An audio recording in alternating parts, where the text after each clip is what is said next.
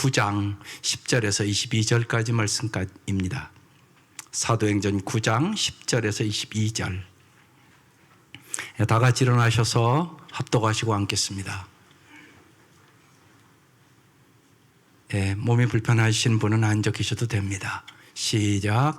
그때 다메섹에 아나니아라는 제자가 있더니 주께서 환상 중에 불러 이르시되 아나니아야 하시거늘 대답하되 주여 내가 여기 있나이다 하니 주께서 이르시되 일어나 직가라 하는 거리로 가서 유다의 집에서 다소 사람 사울이라 하는 사람을 찾으라. 그가 기도하는 중이니라. 그가 아나니아라는 사람이 들어와서 자기에게 안수하여 다시 보게 하는 것을 보았느니라 하시거늘 아나니아가 대답하되 주여 이 사람에 대하여 내가 여러 사람에게 듣사온즉 그가 예루살렘에서 주의 성도에게 적지 않은 애를 끼쳤다 하더니 여기서도 주의 이름을 부르는 모든 사람을 결박할 권한을 대제사장들에게서 받았나이다 하거늘 주께서 이르시되 가라. 이 사람은 내 이름을 이방인과 임금들과 이스라엘 자손들에게 전하기 위하여 택한 나의 그릇이라. 그가 내 이름을 위하여 얼마나 고난을 받아야 할 것을 내가 그에게 보이리라 하시니 아나니아가 떠나 그 집에 들어가서 그에게 안수하여 이르되 형제 사울아 주곧 내가 오는 길에서 나타나셨던 예수께서 나를 보내어 너로 다시 보게 하시고 성령으로 충만하게 하신다 하니 즉시 사울의 눈에서 비늘 같은 것이 벗어져 다시 보게 된지라 일어나 세례를 받고 음식을 먹으며 강건하여 지니라. 사울이 다메섹에 있는 제자들과 함께 며칠 있을새 즉시로 각 회당에서 예수가 하나님의 아들이심을 전파하니 듣는 사람이 다 놀라 말하되 이 사람이 예루살렘에서 이 이름을 부르는 사람을 멸하려던 자가 아니냐. 여기 온 것도 그들을 결박하여 대제사장들에게 끌어가고자 함이 아니냐 하더라. 사울은 힘을 더 얻어 예수를 그리스도라 증언하여 다메섹에 사는 유대인들을 참 당혹하게 하니라. 아멘. 지난주에는 이제 사도 바울이 예수님 만나는 말씀을 나눴을 것이에요. 오늘은 사울과 아나니아의 만남에 대한 말씀입니다. 참된 삶은 만남에 있습니다. 내가 태어나서 좋은 부모를 만나면 얼마나 큰 축복입니까? 무엇보다 좋은 부모가 될 수 있기를 기도할 수 있기를 바랍니다. 좋은 배우자를 만나는 거 엄청난 큰 은혜입니다. 좋은 스승을 만나는 거 엄청난 복입니다. 그러나 이것과 비교할 수 없는 최고의 복은 예수님과의 만남입니다. 예수님이 진짜 영원히 우리의 길과 진리와 생명이 되어주시기 때문에 그렇습니다. 예수님을 만나면 참된 평안, 참된 기쁨, 참된 자유, 참된 사랑의 길이 열리게 되는 것입니다. 그래서 진짜 참된 만족과 참된 기쁨과 참된 행복은 예수님이 주는 것입니다. 믿습니까? 지난주 사도 바울의 하나님의 만나주심은 그의 인생을 송두리째 바꾸고 인류의 역사를 바꾼 사건입니다. 미국 독립운동의 역사에 자유민주주의의 기초를 놓은 사람 중에 패트릭 헨리라는 사람이 있습니다. 그 사람의 유명한 말은 자유가 아니면 죽음을 달라는 말입니다. 그가 세상을 떠나기에 앞서 그의 유품을 자녀들과 사랑하는 사람들에게 다 나누어 주고 그는 이렇게 말합니다. 내가 진짜 주고 싶은 것이 있다고. 내가 믿는 예수 그리스도를 향한 믿음이라고. 만약 그 믿음을 가졌다면 그 사람은 내가 아무것도 주지 않아도 모든 것을 가진 자이며 만약 내가 내 아이들에게 아무리 많은 것을 주어도 이것을 갖지 못한다면 내 아이에게 아무것도 주지 못한 부모로서 생애는 끝난다고.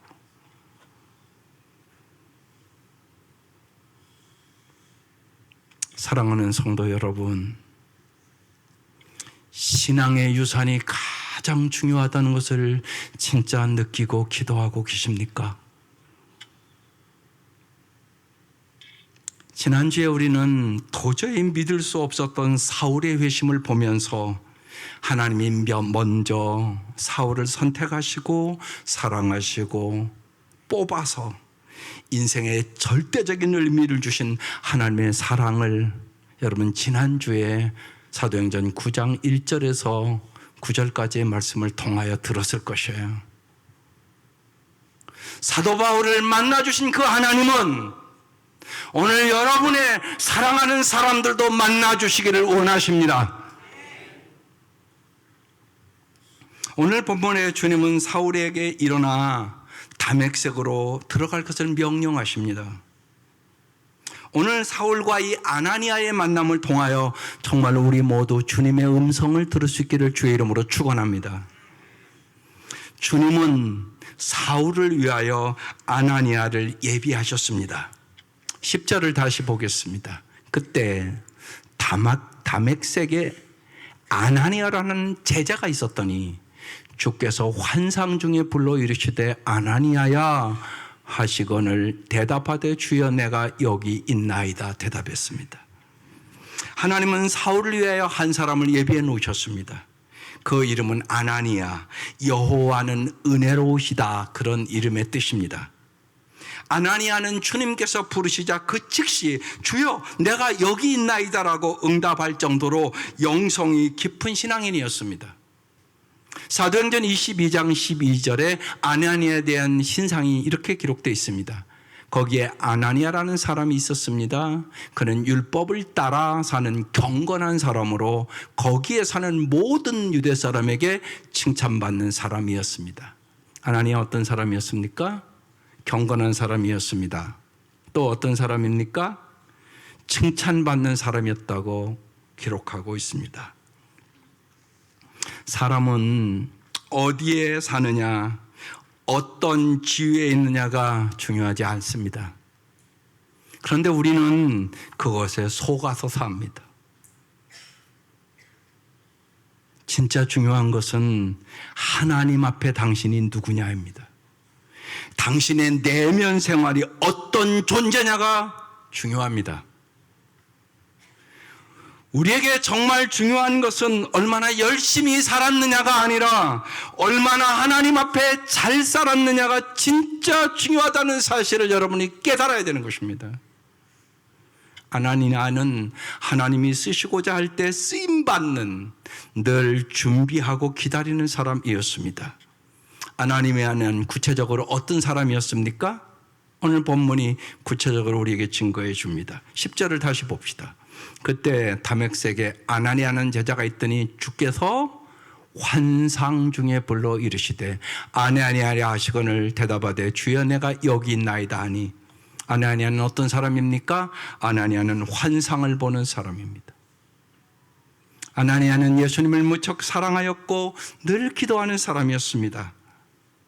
우리도 정말로 늘 기도하고 하나님을 묵상하고 하나님께 여러분의 모든 사건과 형편을 아뢰고 하나님과 깊이 교제하고 하나님을 가까이할 때 하나님은 여러분의 이름을 반드시 부릅니다. 아나니아야 부른 주님이 아무개야 이렇게 부른단 말입니다. 그 음성을 들으셔야 하는 것입니다. 아나니아야 이렇게 불러주셨습니다. 아나니아야 하는 하나님의 음성도 듣고 환상도 보고 하나님의 뜻을 계시받았다는 것입니다. 여러분은 하나님의 음성을 들으셨습니까? 여러분은 정말 환상을 보았습니까? 왜 우리는 못 보는 겁니까? 하나님이 안 보여주시는 것일까요? 그렇지 않다는 것입니다. 오늘날 많은 교도인들의 문제는 너무 바쁘고 분주해서 하나님의 음성도 듣지 못하고 환상도 보지 못한다는 것입니다.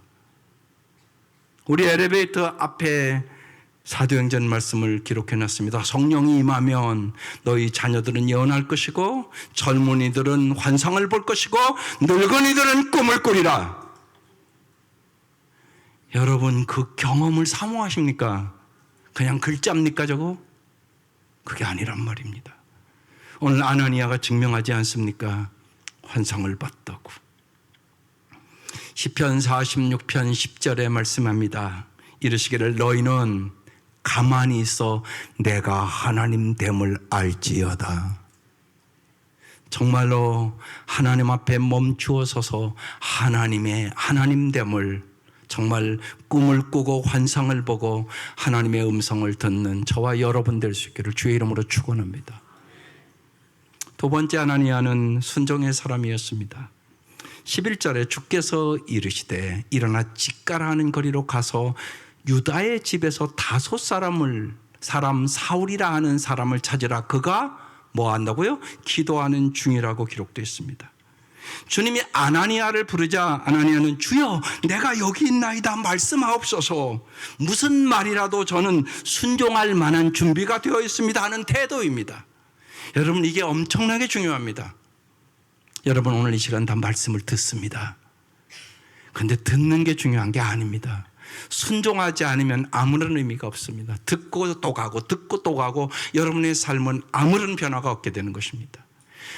주님의 말씀을 듣는 이유는 순종하기 위하여 듣는 것입니다. 그리고 그 말씀에 순종할 때 하나님은 살아계시고 역사하시고 풍성한 삶을 우리에게 주시는 것이에요. 예수를 믿는데 똑같이 믿는 게 아니옵시다. 정말 예수를 믿고 풍성한 삶을 누리는 사람이 있는가 하면 예수를 믿지만 세상 사람과 다를 바가 없는 사람들이 많습니다. 왜 그렇습니까? 하나님의 말씀을 듣고 순종하지 않기 때문에 하나님의 살아계시고 상주심을 여러분의 삶에서 경험하지 못하는 것입니다. 아나니아는 그런 사람이 아니었습니다. 하나님의 말씀에 순종하는 사람이었습니다. 주님이 여기 그렇게 써 있습니다. 그가 사울이 기도하는 중이라. 주님은 지금 우리가 무엇을 하고 있는지 다 알고 계십니다. 여러분의 마음을 주님은 다 알고 계십니다. 어떤 문제를 갖고 왔는지 다 알고 계십니다. 그런데 여러분, 오늘 와서 그냥 듣고 갑니까? 그러니까 역사가 없는 겁니다. 여러분의 문제를 주님 앞에 내려놓으시라는 얘기입니다. 여러분, 주님과의 교제는 단계가 있습니다. 인사하는 단계, 주님 안녕하셨어요? 주님 저 왔어요? 그러고 예배드리고 아무 별로 말 안 하고 그냥 갑니다. 그럼 인사만 하고 가는 거잖아요. 사건을 나누는 단계가 있습니다. 주님, 내게 이런 사건이 있었습니다. 이런 어려움도 있었습니다. 내 사랑하는 목원 중에 이런 수술도 있었습니다. 하나님, 어떻게 하면 좋죠? 내가 어떻게 저를 도와줄 수 있을까요? 이 사건의 의미는 무엇입니까? 이렇게 물어보는 사람이 있습니다. 그러면 주님이 말씀하신단 말입니다. 의견을 나누는 단계도 있습니다. 하나님, 내 생각은 이런데 주님 생각은 어떠세요? 내가 어떻게 할 바를 잘 모르겠어요. 주님, 지혜를 주세요. 여러분의 의견을 주님 앞에 내려놓는 단계입니다. 그뿐만이 아니라 내 기분을 나누는 단계입니다. 주님, 내가 너무나 요새 슬픕니다. 주님, 내가 너무나 마음이 아픕니다. 주님, 저 먼 곳에 아들이 목회 잘하는데 왜 내 마음이 이렇게 힘듭니까? 주님, 왜 그 아들을 떼어놓고는 내 애를 떼어놓는 것처럼 내 마음이 그렇습니까? 이런 겁니다. 주님은 지금 사울이 그가 기도하는 중이라 알고 있잖아요. 믿습니까? 주님은 여러분의 형편과 사정을 다 아십니다. 그리고 주님과 깊은 교제를 통하여 여러분의 모든 문제를 주님과 함께 나누기를 원하시는 것이에요. 그때마다 주님은 여러분에게 지혜를 주십니다. 능력을 주십니다. 힘을 주십니다. 세상을 이길 만한 방법을 주님은 갖고 계십니다. 주님과 깊은 교제를 나누시기를 바랍니다. 바울은 지금 사흘 동안 금식 기도하며 자기를 버리는 시간을 갖고 있습니다. 자기 중심으로부터 하나님 중심으로 자기의 삶의 축을 옮기는 존재적인 기도를 하고 있는 것입니다. 그리고 그 장소는 유다라는 사람의 집이었는데 직가라는 거리에 있었다는 것입니다. 12절, 그가 사울이 아나니아라는 사람이 들어와서 자기에게 안수하여 다시 보게 하는 것을 보았느니라 하시거늘, 그러니까 사울도 지금 환상을 봤습니다. 13절, 아나니아가 대답하되 주여, 이 사람에 대하여 내가 여러 사람에게 듣사온즉 그가 예루살렘에서 주의 성도에게 적지 않은 애를 끼쳤다 하더니 14절, 여기서도 주의 이름을 부르는 모든 사람을 결박할 고난을 대제사장들에게 받았나이다 하거늘 그랬습니다. 아나니아는 자신이 사울에 대해 알고 있는 바를 주님 앞에 지금 소상히 아뢰습니다.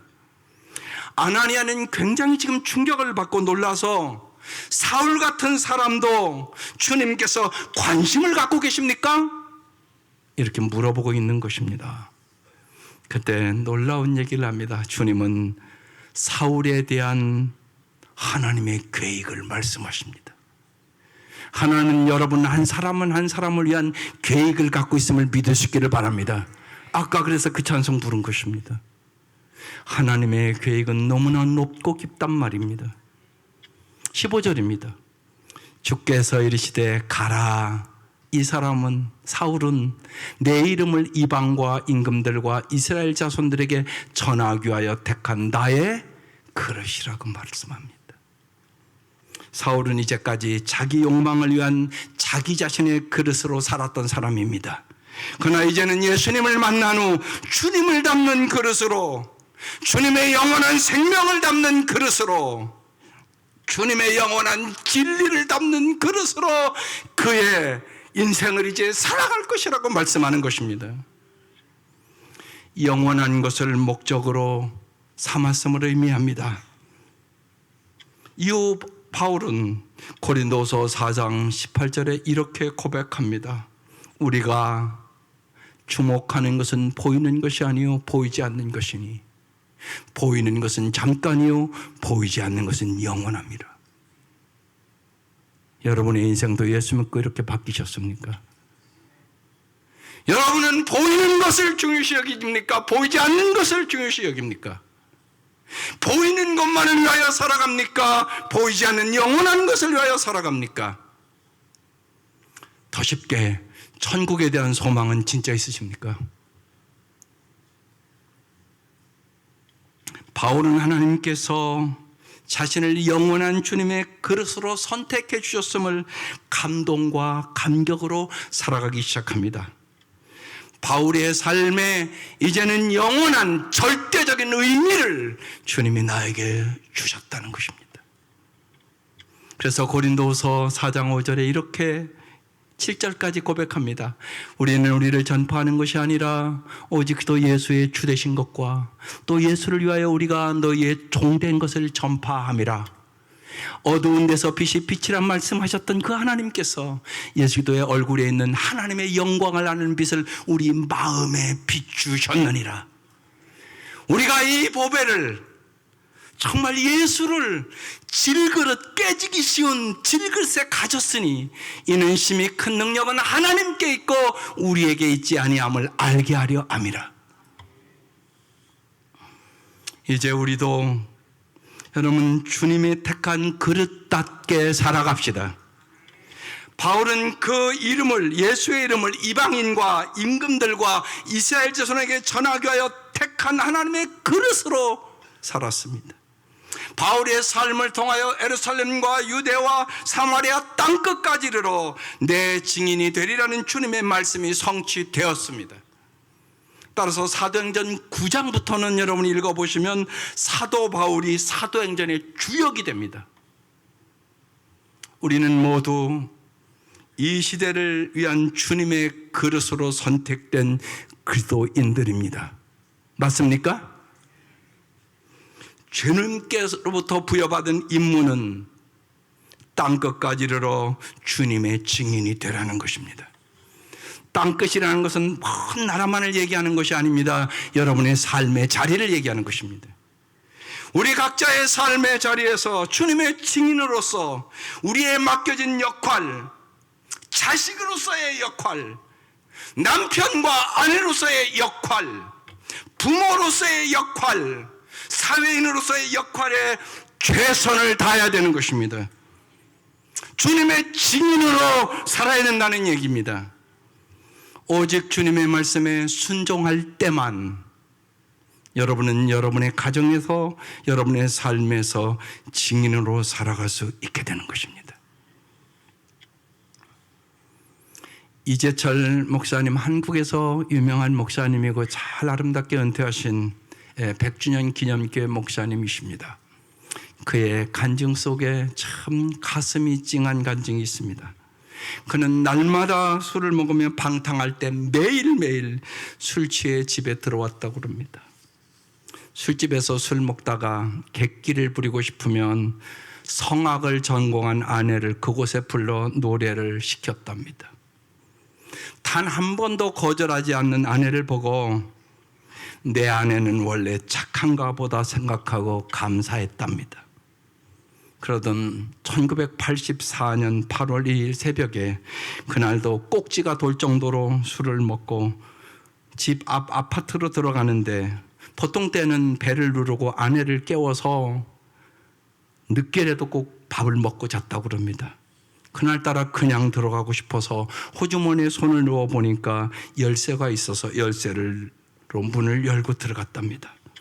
거실 불은 꺼져 있고 어머니의 방에 불도 꺼졌고 부부 방에 들어가니까 아내가 방바닥에 엎드려 스탠드 조그만 불을 켜놓고 잠이 들었는데 아내 앞에 노트가 펼쳐 있는데 거기에 물이 흘러 있었다는 것입니다. 그런데 왠지 그날은 그것을 보고 싶은 마음이 들어서 그것을 봤답니다. 아내의 글의 내용은 이런 거였습니다. 나는 오늘도 버스를 타고 수유리 너머로 갔다. 시골길을 하염없이 걸으면서 오늘도 역시 어김없이 죽음을 생각했다. 약을 먹고 죽을까? 손목을 그어 죽을까? 그러나 그것은 내가 취할 길이 아님을 나는 다시 한 번 더 확인하고 돌아왔다. 나를 살리기 위하여 십자가에 돌아가신 주님께서 주님의 뜻을 위해 내게 주신 남편이므로 나는 사랑해야 한다. 나는 할 수 없지만 주님께서 사랑하라 명령하심으로 나는 사랑해야 한다. 주님 도와주세요. 나의 약함을 주님께서 잘 아시잖아요. 거기를 읽는 순간 마음속에 그렇게 큰 북소리를 들어본 적이 없을 정도의 큰 북소리가 마음에 들렸다는 것입니다. 그리고 자신의 삶이 변화되기 시작했다는 것입니다. 주님 때문에 순종하며 남편을 사랑하는 아내를 보고 자신이 변화됐다는 것입니다. 그날 아내는 자기가 그것을 본 줄 몰랐다는 것입니다. 6년 후에 나의 고백이라는 책을 쓰면서 그날의 그 사건을 썼다고. 그리고 그는 신학교에 가서 목사가 됐다고. 그게 간증의 내용입니다. 우리 자신에게 여러분 물어봅시다. 여러분이 말씀대로 살았기 때문에 변화된 사람은 누굽니까?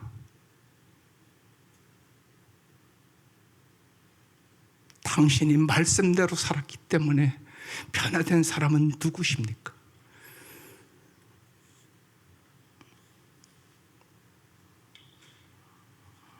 오늘 주님께서 사도 바울에게 나의 택한 그릇이라고 말씀합니다.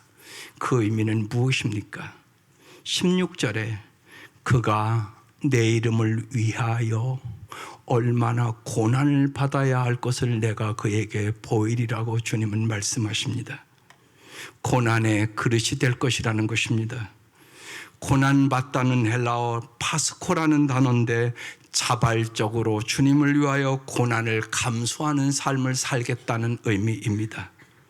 바울은 예수를 만난 후 어떻게 고난을 감수하는 삶을 살기로 선택했을까요?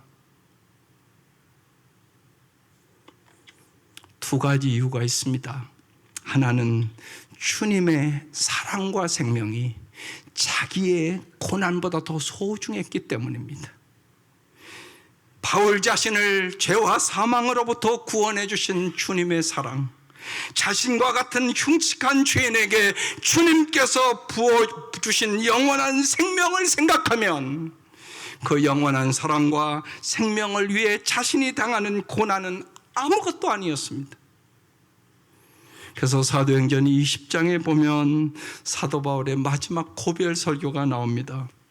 보십시오, 이제 나는 성령에 매여서 예루살렘으로 가는 길입니다. 거기서 무슨 일이 내게 닥칠지 나는 모릅니다. 다만 내가 아는 것은 성령이 내게 알려주시는 것뿐인데 어느 도시에서든지 투옥과 환난이 나를 기다리고 있다는 것입니다. 그러나 내가 나의 달려갈 길을 다 달리고 주 예수께 받은 사명, 곧 하나님의 은혜의 복음을 증언하는 일을 다하기만 하면 나는 내 목숨이 조금도 아깝지 않습니다. 바울이 고난의 삶을 감수할 수 있었던 또 한 가지는 주님의 영향력 속에 있었기 때문입니다. 헬라어의 파스코라는 단어는 자발적으로 고난받다는 의미와 함께 영향받다는 뜻이 있습니다. 16절에 그가 내 이름을 위하여 얼마나 고난을 받아야 할 것을 내가 그에게 보이리라. 이 말씀의 뜻은 바울이 내 이름을 위하여 얼마나 영향을 받아야 할 것을 보이리라, 그런 의미입니다. 주님의 사랑과 생명보다 귀한 것이 없음을 깨닫고 주님을 위해 고난당하는 것을 기뻐하는 사람이라면 그가 고난을 받으면 받을수록 그에 대한 주님의 영향력은 더 커지고 주님의 더 큰 영향력 속에 살아가는 그 사람은 세상에 대한 영향력이 더 커지지 않겠습니까? 우리는 이미 그것을 다 보고 있습니다. 바울은 이 세상에서 가장 영향력 있는 세상을 변화시키는 기도인으로 살았습니다. 사도 바울에 의하여 세계 만방의 복음이 전파되었고 신약 성경의 3분의 1을 기록하였고 신약 성경에 등장하는 거의 모든 교회가 사도 바울에 의하여 세워졌습니다. 사울은 고난의 그릇으로 부르신 주님의 마음은 사울을 이 세상에서 가장 영향력 있는 기도인으로 세우려는 주님의 특별한 은총이요 배려였다는 사실입니다. 이 같은 사실을 깨달은 바울은 주님을 위하여 참수형을 당하기 직전 로마의 감옥에서 빌립보 성도들에게 마지막 편지를 이렇게 씁니다. 빌립보 4장 4절의 말씀입니다. 주님 안에서 항상 기뻐하십시오. 다시 말합니다. 기뻐하십시오. 바울은 주 안에서 이미 영원을 사는 사람입니다. 영원의 관점에서 볼 때 주님을 위하여 자신의 생을 던질 수 있었다는 것은 주님의 크신 은총이요 큰 감사의 조건이었던 것입니다. 그래서 바울은 죽음을 앞두고 누구보다 기뻐하면서 그 기쁨을 사람들에게 나누어 주며 주 안에서 항상 기뻐하라고 부탁하고 있는 것입니다. 사랑하는 성도 여러분, 세상을 바라보고 낙심하지 말고 영원을 바라보는 눈이 오늘 이 아침 열리시기를 바랍니다. 정말로 천국을 바라보고 항상 기뻐하고 사는 믿음의 사람들이 되시기를 주의 이름으로 축원합니다. 마지막 아나니아는 주님의 말씀에 즉시 자기 생각을 바꾸는 사람입니다. 17절에 아나니아가 떠나 그 집에 들어가서 그에게 안수하여 이르되, 주님의 말씀에 순종하며 금방 간 겁니다. 형제 사울아. 사실은 무슨 형제입니까? 예수 믿는 사람 잡아 죽이고 원수 사울아 이래야 맞는 거 아닙니까? 그런데 형제 사울아 그렇게 부릅니다. 주고 내가 오는 길에 나타나셨던 예수께서 나를 보내어 너로 다시 보게 하시고 성령으로 충만하게 하신다고 말합니다. 그리고 18절에 즉시 사울의 눈에서 비늘 같은 것이 벗어져 다시 보게 되었습니다. 그리고 세례받습니다. 사울은 먼저 성령의 충만함을 받고 눈에서 비늘 같은 것이 떨어지고 다시 보게 되어 물세례를 받았습니다. 사울의 본질적인 변화의 순간입니다. 영안이 열렸습니다. 오늘 이 아침 진실로 영적인 눈이 열리시기를 바랍니다. 영적인 눈이 열리지 않은 사람은 천국도 믿을 수가 없습니다. 종교 생활 하다가 끝납니다. 불쌍한 사람입니다. 오늘 아침 일부에는 이춘호 권사님이 오셨습니다. 40대 우리 이춘호 권사님은 눈을 멀었습니다. 우리 지하 개척할 때입니다. 30년 전 얘기입니다. 여러분 생각해 보십시오. 여러분이 지금 눈이 먼다고 생각해 보세요. 잘 살아갈 수 있겠습니까? 너무나 안타까웠습니다. 너무나 마음이 아팠습니다. 그래서 교회 옆에 그러니까 참 자주 신방을 갔습니다.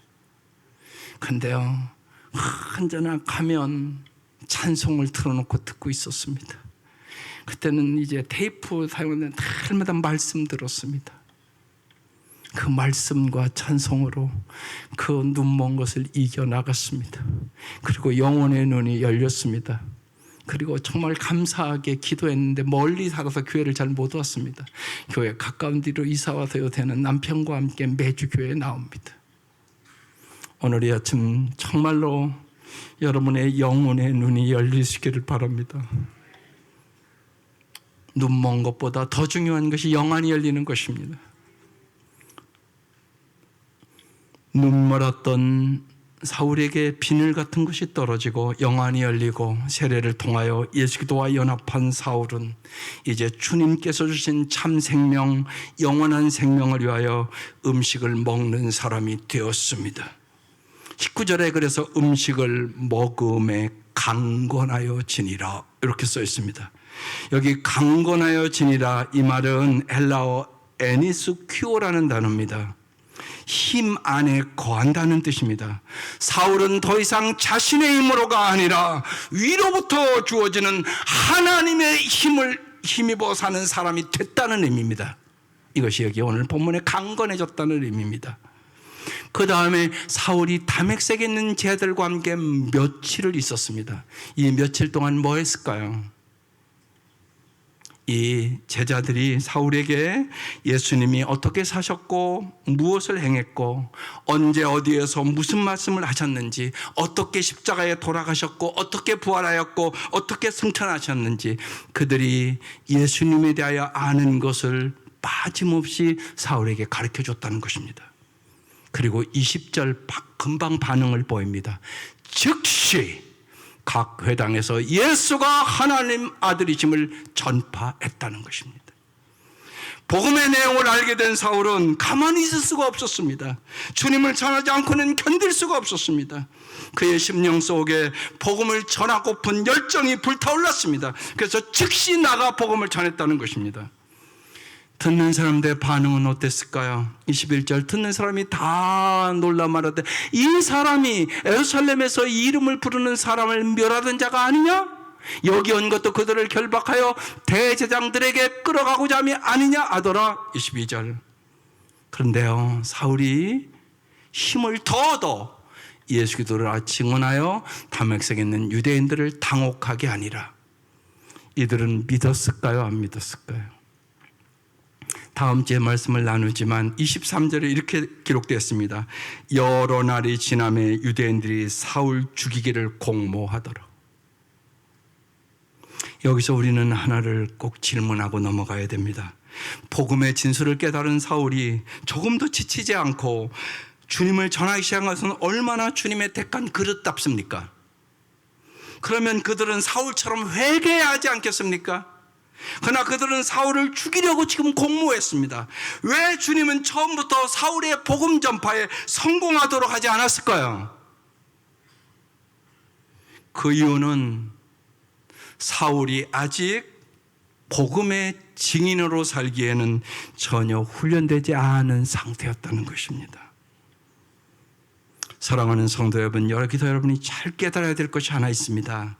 한 개인이 회심을 통하여 구원받는 기도인이 된다는 것과 주님의 증인으로 살아간다는 것은 같은 말이 아니옵시다.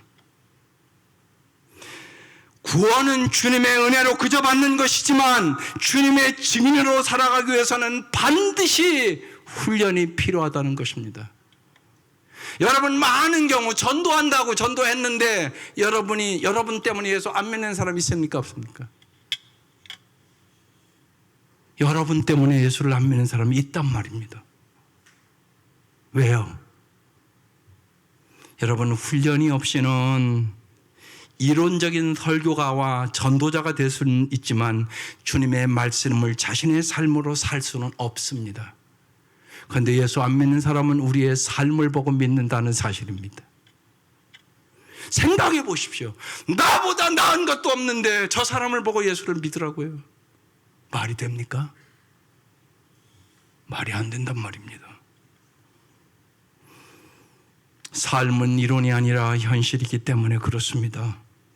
바울은 오늘 이 본문 이후 16년이 지난 후 주님의 훈련에 의하여 성숙한 기도인이 되었습니다. 주님은 안디옥 교회로 바울을 불러내시고 참다운 증인으로 그때부터 사용하십니다. 여기서 우리는 소중한 교훈을 얻습니다.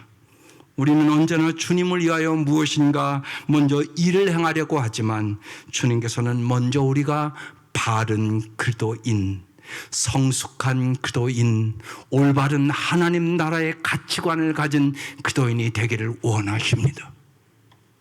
그래야 진짜 복음이 들어가기 때문에 그런 것입니다. 바른 기도인, 성숙한 기도인이 돼야만 우리는 참다운 증인으로 살아갈 수 있게 되는 것입니다. 그래야 교회가 부흥하지 않겠습니까? 사랑하는 성도 여러분, 이 땅에서 우리의 삶은 천국을 소망하며 예수를 알아가는 시간입니다. 성령의 세례를 받은 사람, 성령이 충만한 사람은 예수님에 대하여 자꾸 이야기하고 싶어집니다. 예수님이 나의 생명이니까, 예수님이 나를 살려주셨으니까, 내가 예수님 때문에 이만큼 살아가니까, 예수가 불려지는 것, 예수님의 이야기가 전해지는 곳, 그것이 진정한 교회요, 진정한 기독교 가정이요, 진정한 신학교요, 진정한 기독교 학교가 되는 것입니다. 이 시간 우리는 아나니아와 사울의 만남을 봤습니다. 아나니아처럼 정말 우리도 환상을 보는 사람으로, 순종의 사람으로, 하나님의 말씀에 자기의 생각을 즉시 바꾸는 사람으로 살기로 이 시간 결단해야 되는 것입니다. 참으로 예수님을 만나고 예수님을 알고 사랑하고 예수님을 증거하는 삶을 살 수 있기를 주의 이름으로 축원합니다. 기도드리겠습니다. 1분 동안 결단의 기도하는 시간입니다. 정말로 우리의 힘으로 어떻게 사랑할 수 없는 걸 사랑할 수 있겠습니까? 우리의 힘으로 어떻게 용서할 수 없는 사람을 용서할 수 있겠습니까?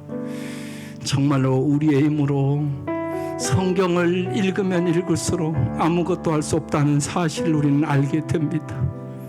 그래서 정말 성령님 도와주세요. 성령님, 내 사랑하는 사람들을 구원해 주세요. 우리는 기도하지 않을 수가 없게 되는 것입니다. 이 시간 간절히 정말로 아나니아의 하나님이 우리 하나님이십니다. 사울을 만나주시고 정말로 위대한 삶으로, 세상을 변화시키는 삶으로 만들어주신 분도 하나님이십니다. 그 하나님 앞에 여러분의 삶을 진실로 내려놓고 이 시간 결단의 기도를 하시기를 바랍니다. 다 같이 기도드리겠습니다. 주님 역사하시고 주님 도와주시옵소서. 주님이시여, 주님이시여, 주님이시여, 주님이 우리에게 주시고자 그 놀라운 은혜를, 그 놀라운 사랑을 하나님 우리가 경험할 수 있도록 도와주시옵소서. 주님이시여, 주님이시여, 주님이시여.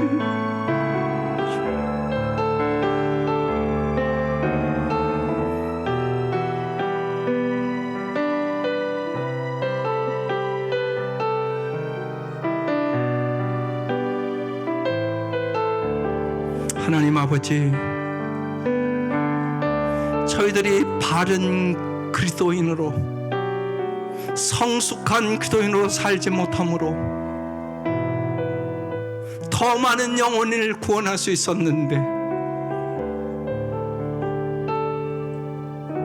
나 때문에 구원받지 못한 사람들을 위하여 회개합니다. 주께서 오늘 이 아침 우리를 새롭게 변화시켜 주셔서 정말 사울을 바울을 만드신 위대하신 주님께서 우리의 삶을 새롭게 변화시키고 성령의 능력으로 넉넉히 승리하게 하여 주시고 하나님의 능력으로 우리의 사랑하는 사람들을 구원하게 하여 주시옵소서.